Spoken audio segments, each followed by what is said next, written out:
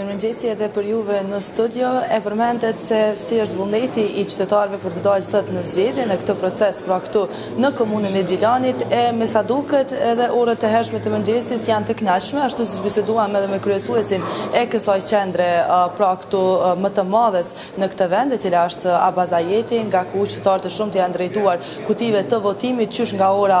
7 pra kur edhe është hapur kjo qendër në lidhje me çështjen e materialeve sensitive dhe atyre jo sensitive, të gjitha kanë arritur me kohë, anipse edhe disa pjesë teknike, por edhe orientimi I qytetarëve në bazë të emrave të tyre në për kuti, në për qendrat pra vendvotimit se ku do të drejtohen, ishin duke u vendosur edhe pas orës 7, përkundrazi kësaj të gjitha procedurat e tjera janë ndjekur me kohë, qytetarët janë të vullnetit të mirë, anipse temperaturat janë goxha të ulta këtu pra në Gjilan janë 104.000 qytetarë që kanë të drejtën e shfrytëzimit të votës në këtë test të fuqisë politike pra në këto zgjedhje nacionale të jashtëzakonshme në Kosovë. Janë 37 qendra të votimit gjithsej në tërë vendin, u përmend që është edhe një nga komunat më të mëdha pra me numrin më të madh të banorëve, por ka edhe 130 vendvotime të tjera e një qendër e cila do të shfrytëzohet edhe e drejta e votës me kusht. Disponimi një herazi është I mirë, përderisa është një qendër e madhe, shohim që qytetarët janë të shumë që janë drejtuar në këtë pjesë, por padyshim që përderisa do të jemi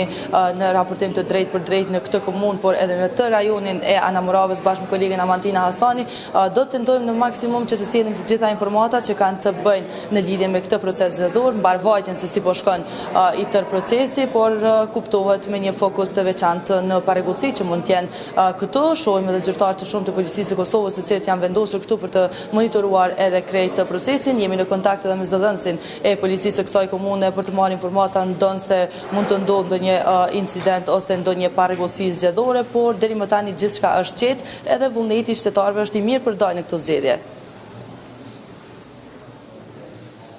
Faleminderit shumë, siç e kuptuam edhe nga kjo lidhje e drejtë për drejtë, kuptuam që deri më tani raportohet që procesi të jetë I qetë dhe sigurisht pa incidente serioze. Urojmë që kështu të vazhdojë dita deri në orën 19, atëherë edhe kur mbyllet vendvotimet e ndryshme, të cilat në numër janë goxha shumë në mbar Kosovën. Zgjedhja vijnë pas një periudhe të ngarkuar dhe të zvaritur. Kemi pa gjatë gjithë këtij viti pothuajse debatet forta, akuzë